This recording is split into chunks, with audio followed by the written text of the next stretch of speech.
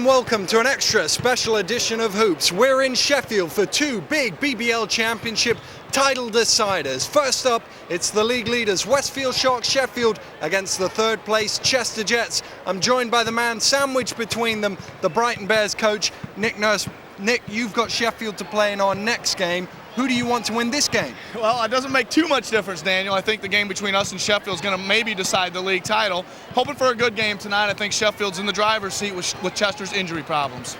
Chester must win to stay in the title race, but with this big crowd here in Sheffield, it's going to be a big order. The thousands of Sheffield fans were expectant, and as we pick up the action in the first few minutes, the sides are level at 5. 5-on-2. Ryan King for three. Yes! All string from Nate Ryan King. But Chester running it back quickly. Thomas trying to get a shot off. He didn't get it to convert. And he's slow to his feet. Sheffield racing it back the other way. No break in the action. And Cameron will slow it down. Thomas, I think, clutching his head.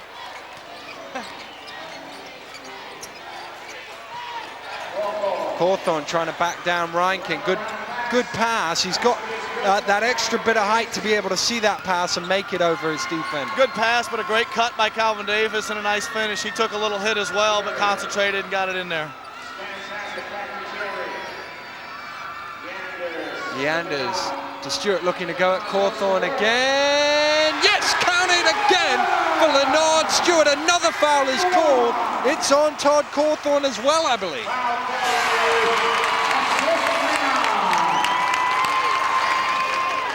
McCord has it now. Squares up, right, goes at Jerry Williams. Still trying to find a way through, and Chester have done a great job of spotting the extra pass. Interior passing has been excellent for Chester. It's got all their offense for them. Sheffield over pursuing the ball a little bit. Scantlebury comes round from Yanders and Ryan King to Williams, and now Leonard Stewart again. He's done almost all their offense so far. Gets an assist there to Pete Scantlebury. Cawthorne crossed the zone pass to Calvin Davis, and Cawthorne's there to tip it home. Former Shark Cawthorne. He knows how to play in this arena. Stewart again on the block, back out to Yanders for three. Jerry Williams! What a play from Jerry Williams to throw it back down. What timing, what athleticism, and the crowd is on their feet. The home fans certainly loved that play, but it didn't take the Jets long to level the scores at 27. John McCord in the corner with a 16-foot jumper. That's what's really helped him this year, man. He's just almost automatic on those, and he just keeps getting a little better every year at his perimeter game. Along the baseline, Phoenix out to Yanders, open for three, doesn't go. Jerry Williams was going after another throwdown, didn't come. 3-on-2 fast break. Thomas to Cawthorne for the lane. Thomas looked a bit quicker on that one. Shot clock is down to 5. McKinney has to shoot it, doesn't go for three, ball loose, still batted about. John Thomas again pushing it to the bounce pass, and John McCord. Everybody went to the ball, nobody picked up McCord. It's when Chester's at their best. John Thomas out on the break, that's 3 times in a row. Robbie Pear's side continued to have the upper hand. Their lead is now 8 points. And Williams to Yanders. Yanders all the way to the hole for 2. Good play. Good play by Yanders again. John Thomas is down. Phoenix driving inside to Williams. Williams is fouled, counted for Jerry Williams. He'll go to the line for the bonus. Good strong move by Jerry Williams. Not an easy shot. Sheffield moving the ball well. Jerry Williams to Leonard Stewart. That's just a good offense. That's great ball movement, great attacking the basket. And a great finish by Leonard Stewart. A couple of free throws from Nate Ryan King tied the game at halftime. Chris Finch's team talk had the desired effect at the break, especially for guard Rob Yanders. The 6'1" rookie from Southwest Missouri State University hit 4 3-pointers in the period on his way to 16 points in only 10 minutes. As we rejoin the action, it's late in the third and Sharks lead by 2.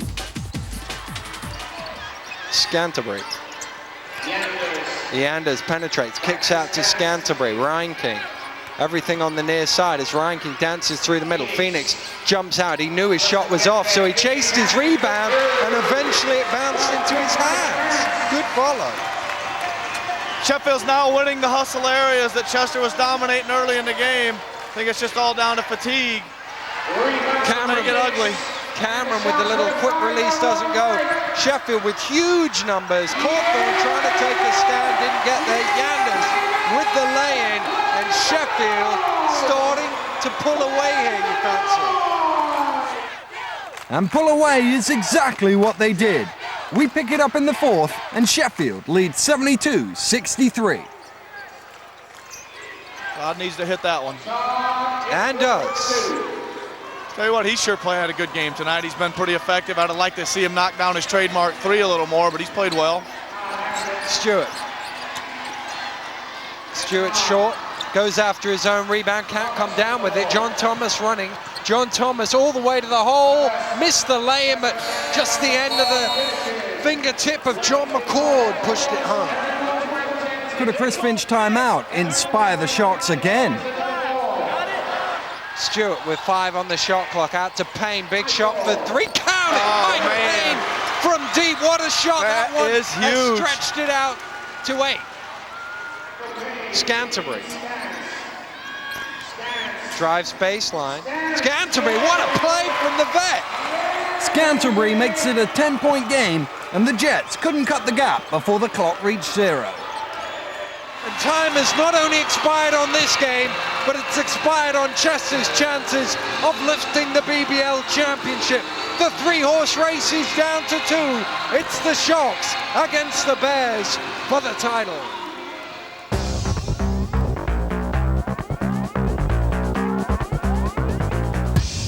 And with me today is the owner of the Newcastle Eagles, Paul Blake. And Paul, thanks for being here.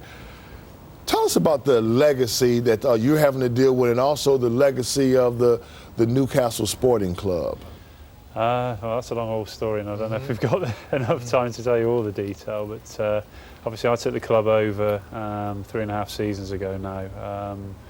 The sporting club as it was a great concept. The idea of, you know, Newcastle being a Barcelona or a Sporting Lisbon, that type of idea. The concept was right, but the detail behind it wasn't really there. And you know, across the 3 years that the basketball was involved, we didn't really do the right things in terms of developing the sport and really getting into the community. The things that we're doing now, you know, those things weren't put in place, unfortunately.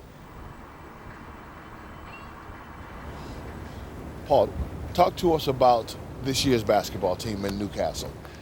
This year's team's been an interesting one, because obviously we took the decision to go player coach, which, as you know, is never the best idea in the world. But the decision to bring Fab in was you know, was a very calculated one, in the sense that I know know Fab as a character. I know he's a very motivated guy, and has all the basics that I felt were what we needed in a leader for our team this season. So basically, you know, I think everything's gone very much to plan, or even better than plan from that point of view. You know, I thought we were hoping to have a competitive season, but I think we've gone a step further than that really this year. So, you know, good, really. Okay, we'll go over to the gym and meet Fab and see who will be taking part in the Trifecta King competition. Fab, how you doing? I hear it was a tough decision for you to see who's going to shoot for your team. Yeah, because I got 2 great 3-point shooters, and you know, I just had to go with the percentages, and you know, Andrew Mavis was the guy. Andrew Mavis, let's see, Andrew, second in the 3-point shooting in the league. Strategy for this? Just get up as much shots as I can, and my rebounders are going to play a big part. So let's go. Okay, let's get with it. On the count. You can give him a ball. 3, 2, 1, let's go. 1 for 1. 2 for 2. 3 for 3. 4 for 4. 4 for 5. 5 for 6. 6 for 7. 6 for 8. 7 for 9. 8 for 10. 9 for 11. 10 for 12. 11 for 13. 12 for 14.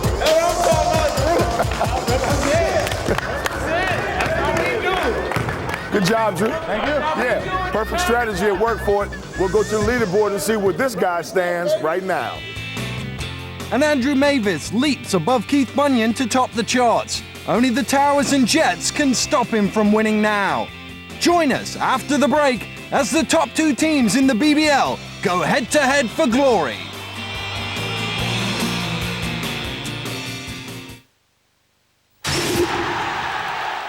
Tomorrow at 7:30. Last time they couldn't be separated. This time there has to be a winner.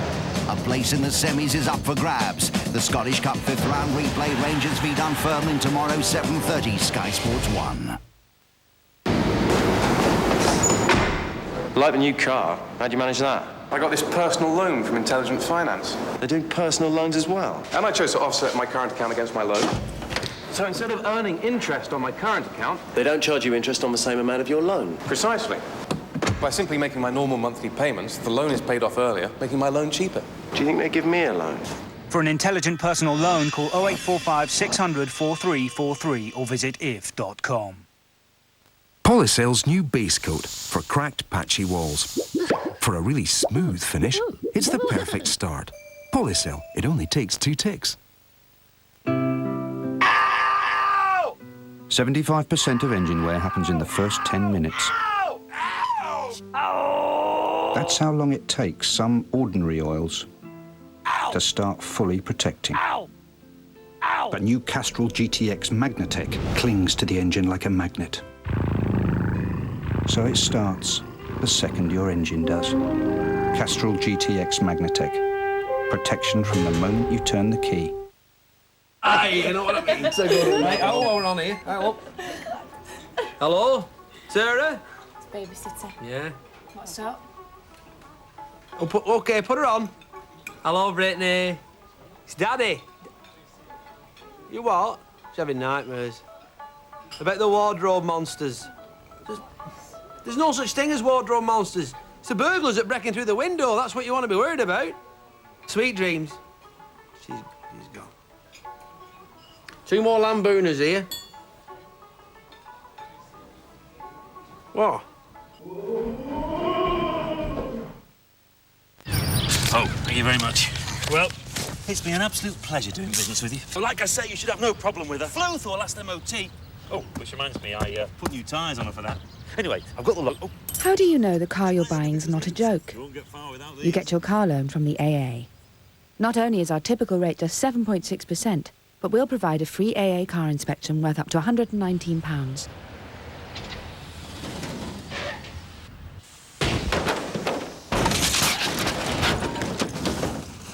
For a low-rate loan and a car you can rely on, just ask on 0800 123 123. The Tuesday premiere with Maltesers. This is a very big payoff for very acceptable risks. We're not going to get another chance like this. We got to go now. On my mark. I've done this down to the last detail. Don't put me on the sideline when it's time to play. Edward Norton, Robert De Niro, and Marlon Brando. Talent means nothing in this game if you don't make the right choices. Now take it off and hand it over right now. The Score, tonight at 9:45 on Sky Movies Premiere.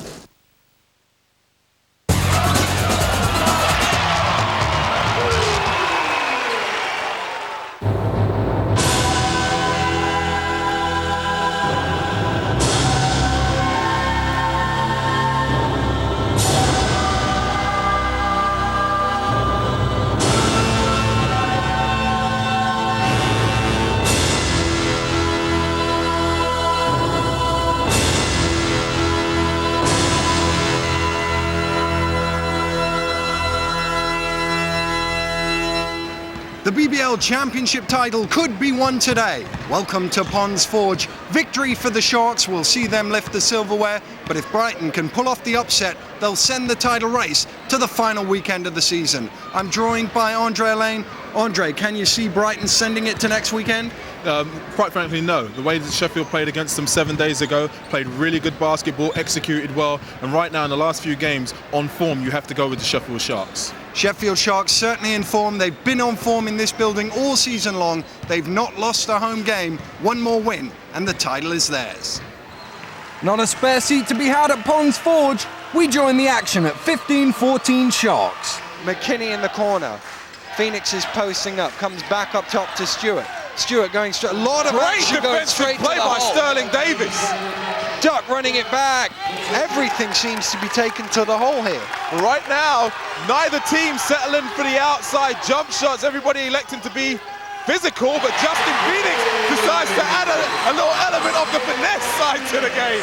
As soon as you get halfway through that sentence, Andre, you knew he was going to shoot and make a three. Duck with the skip pass. Can Brown reply? No. Jerry Williams with the rebound.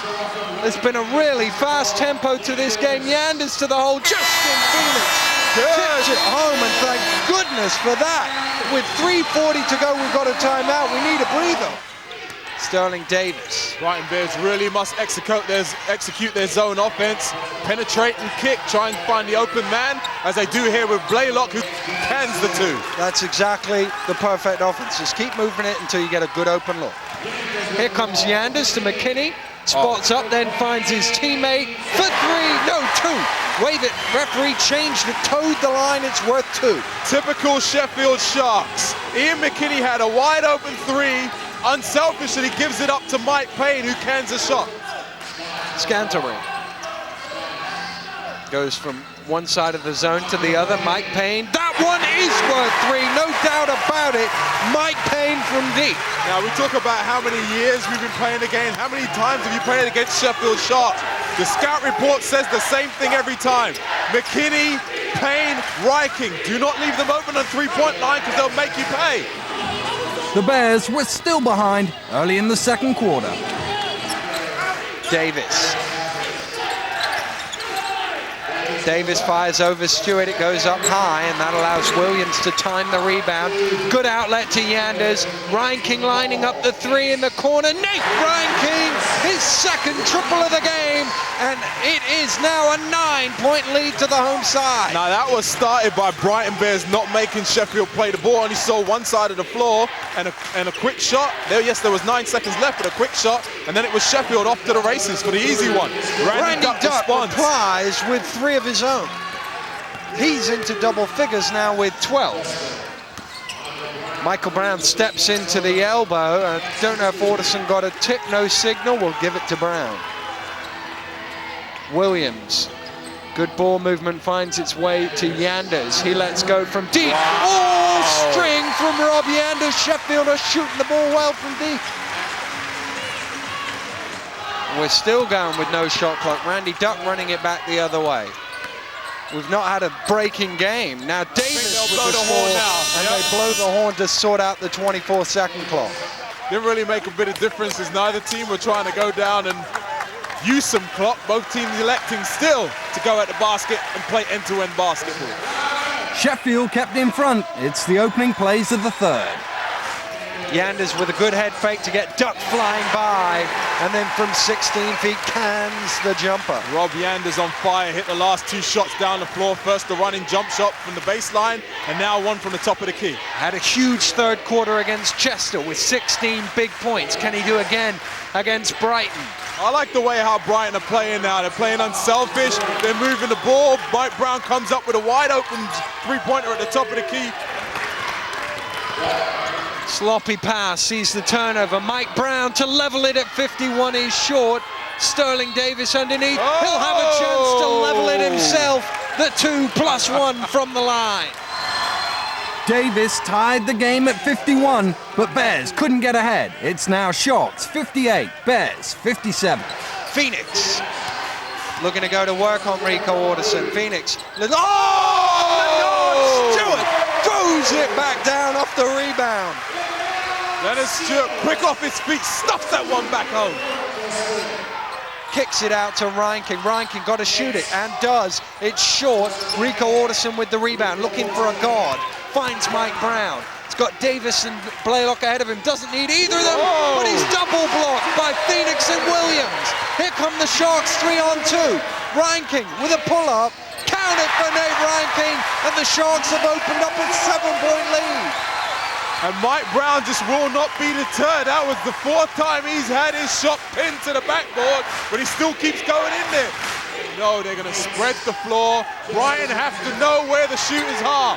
There are 2 of them on the floor, including the man with the ball right now. Excluding the man with the ball right now. But he takes it for a drive. Oh, from Justin Phoenix, and the Sheffield Sharks have hit the last 8 points of the 3rd quarter to open up a 66-57 lead. With 10 minutes of their title hopes left, Bears mounted a comeback. Free throws counted for over half Brighton's points in a 14-4 run in which Wilbur Johnson and Ralph Blaylock both played key roles. With time running down, former Shark Johnson level matters at 77 with this foul shot. Yanders to Phoenix. Oh, he's missed it. He'll try again. Yeah, he gets the Justin second one. Phoenix puts the Sharks back up. We have 2 minutes left in the ball game. 2 minutes. It's a 2-point game. Here come the Sharks. The fans are on their feet. What a score this would be if Sheffield can get it. It would make it a 2-offense game. Reinking to Payne to Williams. Williams almost loses it. Now he does lose it. Johnson to Duck. Duck takes it to the hole. Oh, he missed it! He missed it! Jump ball. Oh, wow! What an unbelievable game. There are 80 seconds left.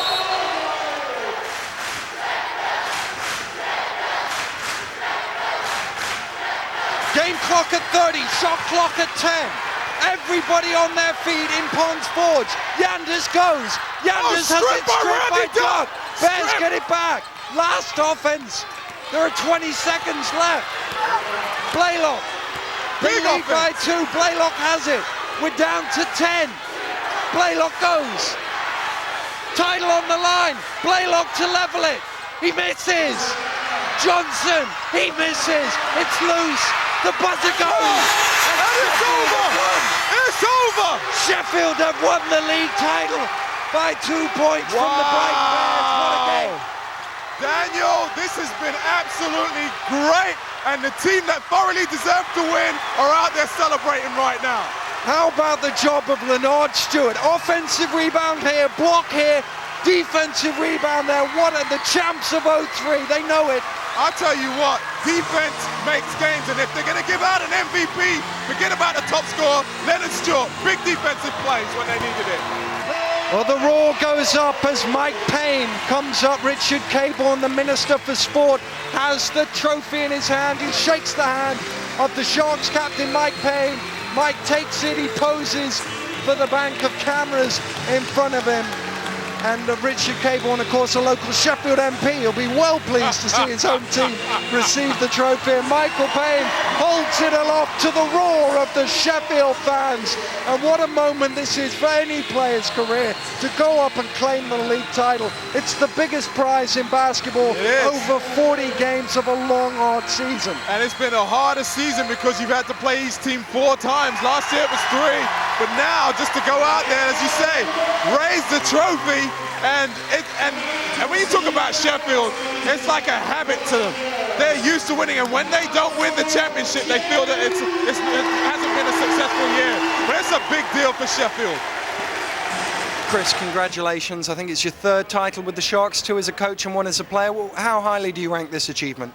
This is the best one without a doubt, Daniel. I mean, we had a team with young guys, some rookie guys, and as a team, we had a lot of growing up to do out this season. We took some lumps against some quality teams all throughout, and guys kept coming together and really played well. And this last 4-game stretch, never in my wildest dreams thought we would go 4-0.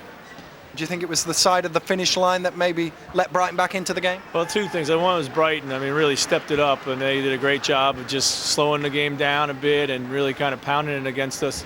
And on the other end, we got a bit tight. And I think the sign of a young team, we got a bit tight. But again, Justin and Leonard stepped up with big plays. Nate had a big play, a couple big buckets down the stretch, and then the defense won it for us. Chester could still catch Brighton, but it looks unlikely, whilst Thames Valley will overtake Newcastle in the last home playoff berth if they win their remaining 2 games. Towers and Rocks still have to meet as they battle for 6th. Only Leopards still have a chance of catching the Lions. A big game at the Palace on Wednesday between Towers and Rocks, whilst Lions and Tigers need home wins to boost their playoff aspirations. Don't forget you can keep tabs on all the action on the final weekend of the regular season at www.bbl.org.uk.